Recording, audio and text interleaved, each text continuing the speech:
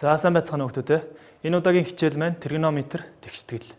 За тэгэхээр бид бүхэн дараах суралцахуйн зорилтын хүрээнд өөрөөр хэлбэл тригонометр тэгштгэлийг адилтгал, томьёо, орлуулах, хэрэглэх, за зэрэг бууруулах, туслах үнцэг гэсэн эдгээр аргуудыг хэрэглээд тригонометр тэгштгэлээ хялбар тэгштгэл рүү шилжүүлээд за тэгээд хялбар тэгштгэлийн шийдийг өгсөн завсарт олох байгаа.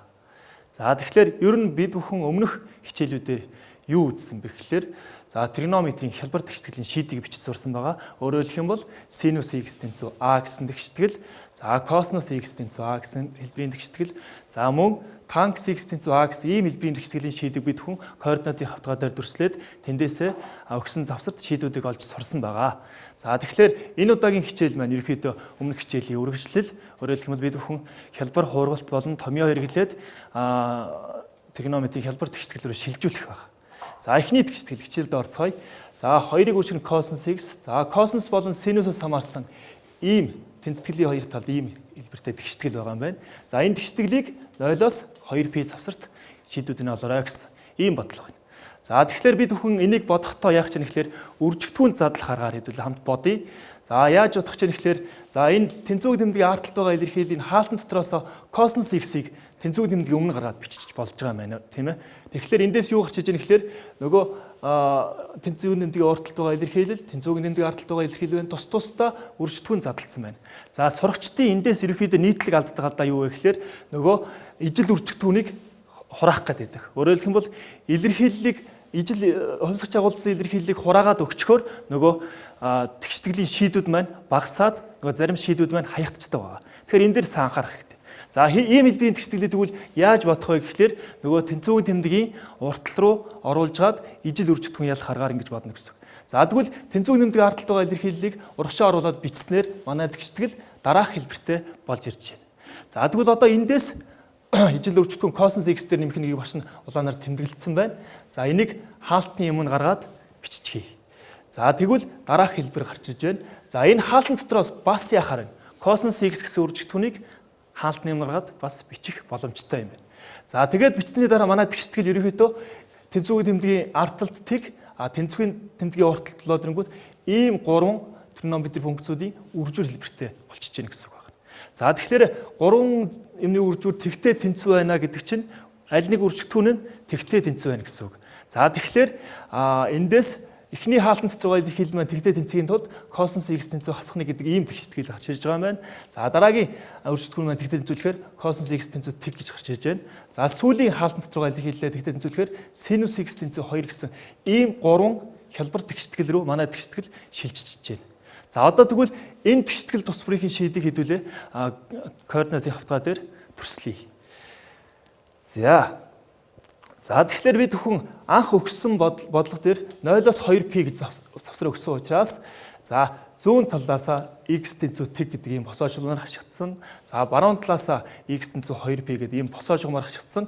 Энэ ногоон муж дотор байгаа шийдүүдийг бид бүхэн тэгштэглийг шийд болгож авах хэрэгтэй байгаа. Тэгвэл одоо косинус x нь хасах нэгтэй тэнцүү, косинус x тэгтэй тэнцүү гэдэг энэ хоёр тэгштгэлийг бид бүхэн нэгтгэхэд бодъё. Тэгэхийн тулд бид бүхэнд y тэнцүү косинус x гэсэн энэ мөрөө маань хэрэгтэй болж байна. За энийхэн график хийцгээрэй. Өөрөөр хэлбэл бид бүхэн юу олох гэдэг нь гэхээр ямар үнцгийн косинус хасах нэг гарах вэ гэсэн үг. Тэгэхээр y-ийнх нь y тэнцүү хасах нэг гэдэг шулуун татаад харах юм бол за y тэнцүү хасах нэг гэдэг шулуун маань ийм хэлбэртэй болж ирж байна. За мөн адил косинус x нь тэгтэй тэнцүү нэгж ямар үнцгийн косинус тэгтэй тэнцүү байх гэхээр y тэнцүү тэг гэдэг шулуун буюу манайхаар x тэнхлэг болж ирж байна. За тэгэхээр энэ хоёр шулуунтай нөгөө косинус функц маань хаана огтлцож байна хөлтөө те. За бүгдээр хамт олцгоё. За зөвхөн энэ завсарт гэсэн учраас за эхлээд 2-ны π дээр огтлцож байна. Дараагийн удаа y тэнцүү нэг хасах нэг гэдэг шулуунтай π гэдэг цэг дээр огтлцож байна. За мөн 2-ны 3π гэдэг энэ 3 цэг маань энэ тэгштгэлийн энэ завсартах шийд болж ийн гэсэн үг.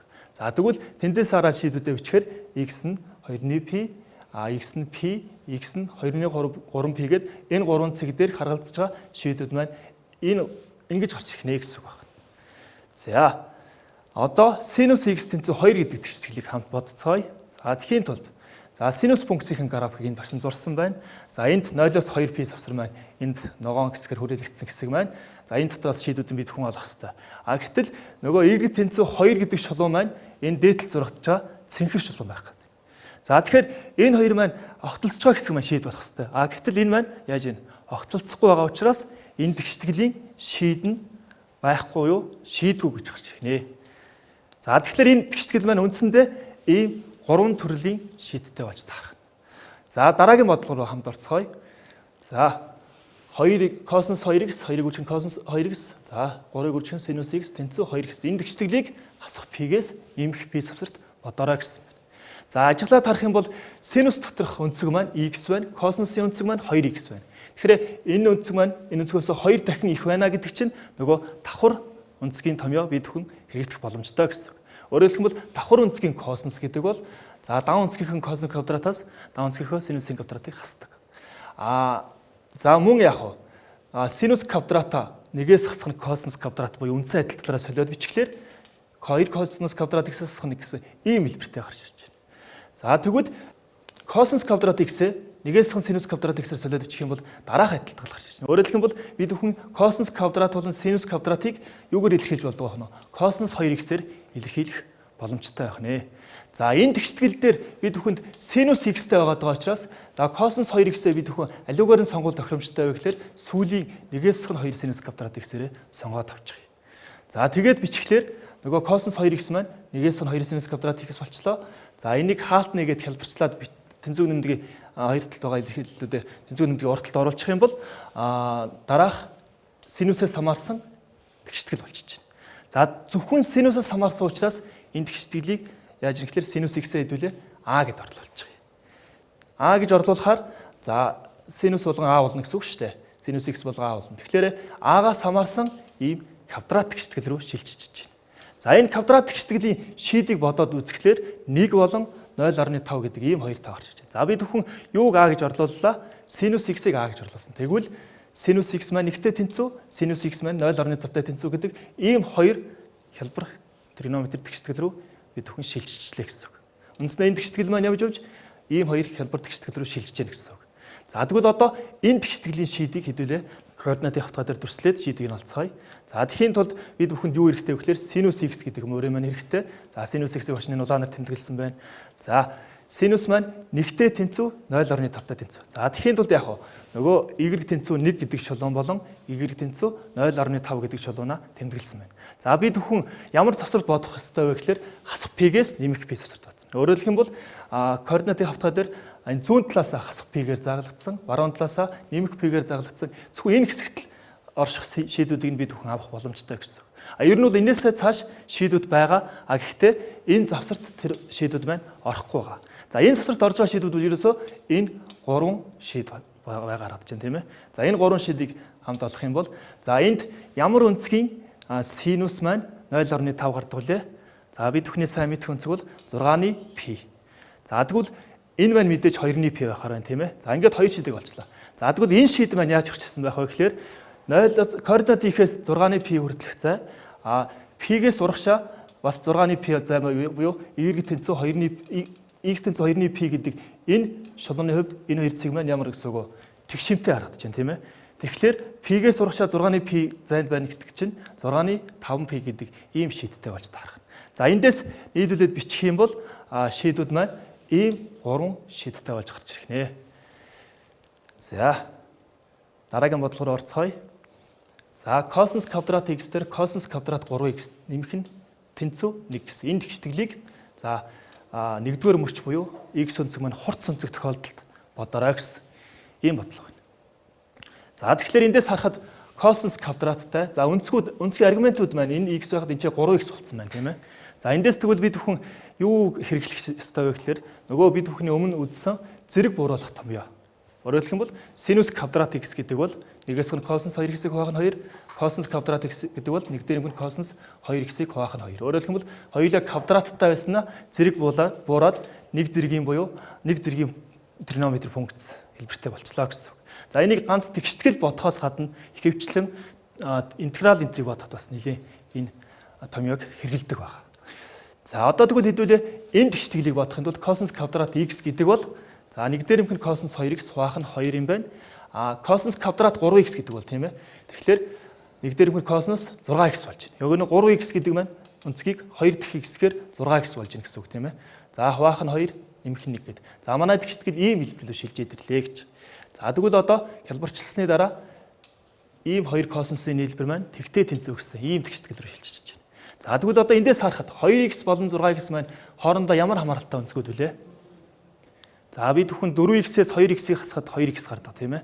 4x-ээр 2x-ийг нэмэхэд 6x гардаг. Тэгэхээр тэгвэл 4x болон 2x гэдэг өнцгөөр илэрхийлээд бичих юм бол нөгөө 2x-ийг ийм 2 өнцгийн ялгуур 6x-ээ ийм 2 өнцгийн нийлбэр болгоод бичиж болно. За тэгвэл эндээс юу харагдаж байна гэхээр ялгуур өнцгийн косинус болон нийлбэр өнцгийн косинус гээд энэ томьёог бид бүхэн өмнөх хичээл дээр үзсэн байгаа. За тийм учраас тэр томьёогоор хувиргаад бичих юм бол эхнийх маань за энэ ийм хэлбэртэй болж ирж байна. За дараагийнхаа ийм хэлбэртэй болж ирж байна. За одоо тэгвэл энэ хоёрыг нийлбэр маань хаалт нэгээд нэмэх юм бол юу гарч иж байна гэхээр 2-ыг үржүүлэх нь косинус 4x, косинус 2x буюу нөгөө синустэй хэсгүүд нь устдчихж байна.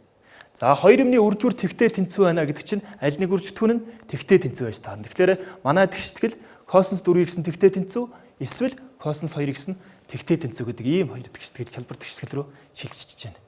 За одоо тэгвэл энэ тэгшгэлийг яаж утгах талаар үздэцгээе.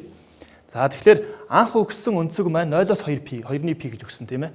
Бид бүхэнд 4x гэдэг өнцөг яриад байгаа учраас хэдүүлээ 4x гэдэг өнцгөө тодорхойлъё.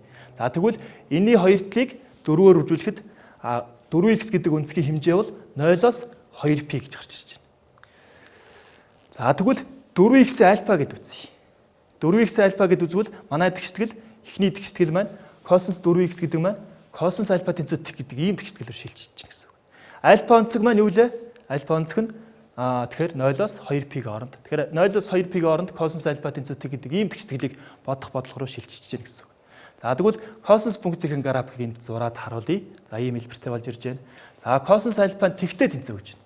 Тэгэхээр y тэнцүү тэг гэдэг шулуунтай огтлцож байгаа цэгүүдийн авах юм байна те. За тэгтээ альфа онцог маань юу вэ? 0-оос 2p гэж өгдсөн учраас 4x-ээ бид бүхэн альфа гэсэн гэсэн шүү дээ. 0-оос 2p гэсэн учраас за зүүн талаасаа 0, баруун талаасаа 2p гээд эдгээрээр хашигдсан энэ хэсэгт бид бүхэн шийдийг нь олох боломжтой. За тэгэхээр эхний шийд маань 2-ны p гэж гарч иж байна. Дараагийн шийд маань 2-ны 3p гэж гарч иж байна. Тэгэхээр альфа онцгийг бид бүхэн зөвхөн сая оллоо шүү дээ. Тэгэхээр 4x маань эхний удаад 2-ны p-тэй тэнцэж болох юм байна. Дараагийн удаад юутай 2-ны 3p-тэй тэнцэж болох юм байна. За эндээс шийдүүдээ олохлоор x1 нь 8-ны p, x2 нь 8-ны 3p гэдэг ийм хоёр шийд гарч иж байна. За дараачих нь. За косинус 2x тэнцүү тэг гэдэг тэгшгэлийг бодцгоё. За x өнцгийг бол 0-оос 2-ны p гэж тодорхойлсон шүү дээ. Тэгвэл хэдүүлээ 2x өнцгөө тодорхойлохын тулд тэнцэтгэлийн хоёр талыг тэнцэтгэлийн 3 талыг нь 2-оор үржүүлснээр 2x гэдэг маань 0-оос p-ийн хооронд болж таарч байна. За 2x гэдэг өнцгөө альфа гэж үзэх юм бол манай тэгштгэл косинус альфа тэнцүү тэг гэдэг ийм тэгштгэл бодох руу шилжиж байна. Гэхдээ альфа онцог маань юу вэ? 0-оос p-ийн хооронд байгаа гэдгийг санах хэрэгтэй. За одоо тэгвэл графикийн аргаар зуръя. За косинус функцийн графикийг улаанаар зурагдсан байна. За зүүн талаасаа 0, баруун талаасаа p завсраас бид бүхэн шийдийг олох хэрэгтэй. За тэгэхээр эндээс шийд маань 2-ны p дээр огтлцож байна тийм ээ. Тэгэхээр эндээс 2x 3 гэдэг бол 2-ны p буюу 3 дахь шийд маань ингэж гарч иж байна. 3 дахь шийд маань юу гарч ирэх вэ? x3 гэдэг бол 4-ны p гэж гарч ирнэ. За ингээд энэ тэгштгэл маань үндсэндээ хэдэн шийдтэй байх нь? 3 шийдтэй байх. За энэ өнцгүүдийг ажиглах юм бол гуруула ямар байна? Хурц өнцөг гэдэг нөхцөлийг хангаж чадчих байгаа юм байна те. За дараах тэгшгэлийг бодъё. За энэ тэгшгэлийг хасах p-гээс нэмэх p завсарт бодъё. За тэгвэл тэгштгэлийн хоёр талыг косинус x-т хураагаад өгч. Косинус x хураахад юуг анзаарах хэрэгтэй вэ гэхээр нөгөө косинус маань тэгтээ тэнцвэл яах вэ гэж. За хэрвээ косинус маань тэгтээ тэнцэх юм бол шийд хаягдах магадaltaй тийм ээ. Тэгээ хэрвээ косинус x маань тэгтээ тэнцүү байсан бол хэрвээ яах байсан гэд бодоод үзэх юм бол за хэрвээ косинус x маань тэгтээ тэнцэх юм бол энэ тэг болчихж байна. Түүнийгээ дагаад нөгөө синус маань тэг болоход хүрч байна тийм ээ. Тэгтэл нөгөө синус болон косинусуудын ижил өнцгийн синус косинустэй квадратуудын нийлбэр нэг гарах хэвээр. Гэтэл энэ дээр нэг гарч чадахгүй байна. За энэ юу гэсэн дүгнэлт хүрч яах гэхээр нөгөө анх авсан косинус маань тэгтээ тэнцэх боломжгүй юм байна. Тэгвэл тэгштгэлийн хоёр талыг нь косинус x-тэй хурааж өгч болно гэсэн үг байна. За хураагаад өгөхлөөр за эхний илэрхийлэл маань синус x-ийг байх нь косинус. За косинус нь косинустай байгаад нэг гарч ирж байна. За энэ синусыг косинустай байхад юу гардаг вэ гэдэг танкс гарна тийм ээ. За язгуурын дугуйг чинь танк X хасах 1 тэнцүү X ийм тэгштгэл рүү шилжиж байна. За эндээс танк X олох юм бол язгуурын дугуйг 3.1 гэдэг ийм хялбар тэгштгэл рүү шилжиж байна. За энэ тэгштгэлийг ямар завсарт бодох вэ гэхээр хасах P-гээс нэмэх P завсарт бодох ёстой. За тэгвэл одоо бид бүхэнд танксын график хэрэгтэй юм байна. За тэгвэл танксын графикийг башин зураад үзүүлье. За танксын тэг дээр тэг байдаг, P дээр тэг байдаг. За ийм өрөө гарч идэг тийм ээ бид өмнөх хичээлээр үзсэн.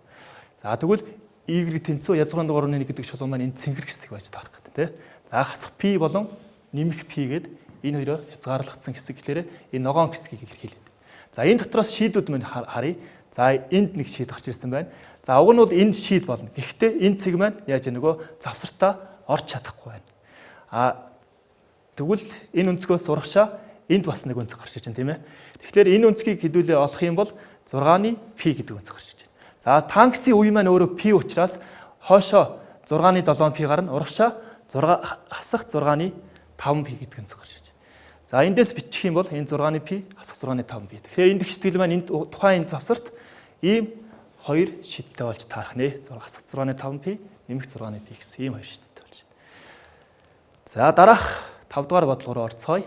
За өмнөх бодсонтой адилхан бодоод хийдүүлээ. Тэгвэл косинус хоёр талыг нь косинус X тураагаад үзье. Тэгэхээр энд танкс энэ тал маань язгуурын дугуйг энэ тал нь юу болчих вэ? Нэгийг хуваах нь косинус болчоод яг өмнөх арга хэрэглэе гэхээр энэ бодлого төр тохирохгүй байна тийм ээ.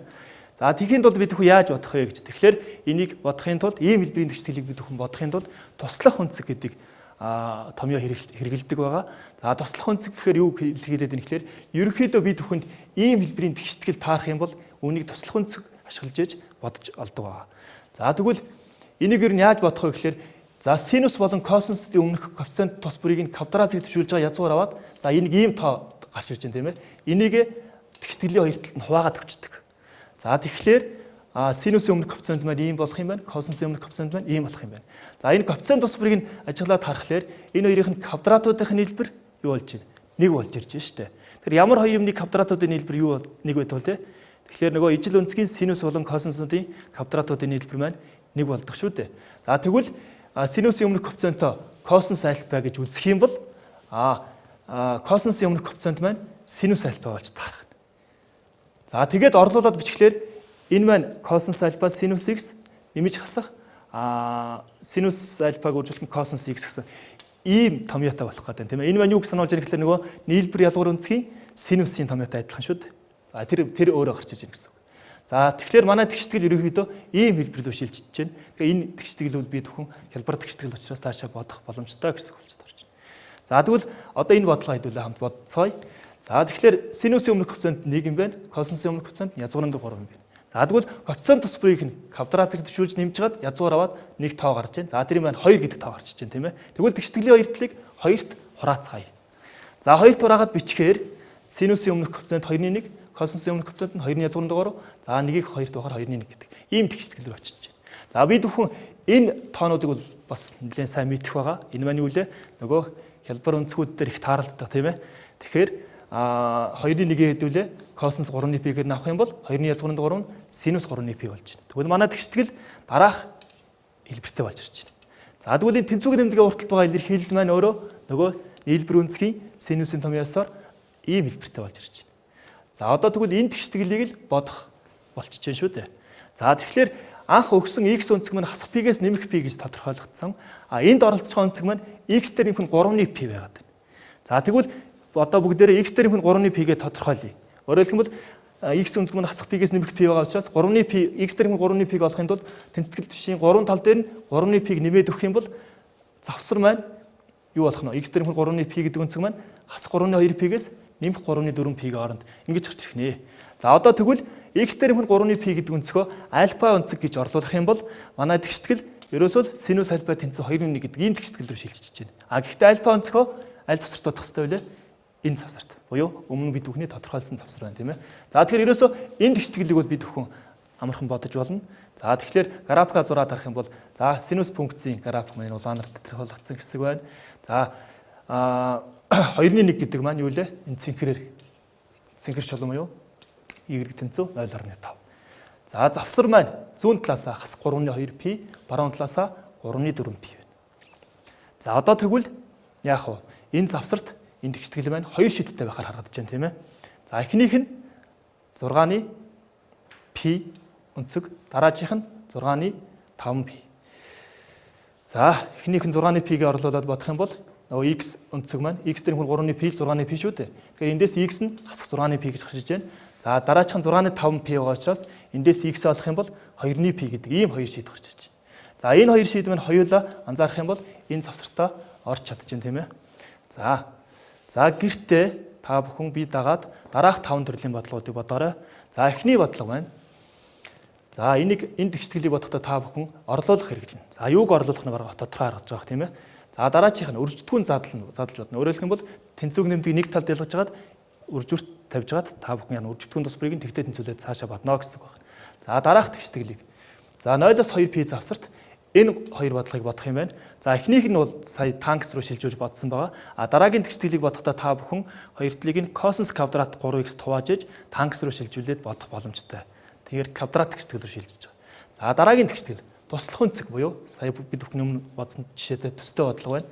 За сүүлийн бодлого маань за зэрэг бууруулах томьёо хэрэглээд дараах 5 төрлийн бодлогыг бодоорой. За ингээд хичээлийн анхааралтай үзсэн хүмүүстээ баярлалаа. Та бүхэнд амжилт хүсье.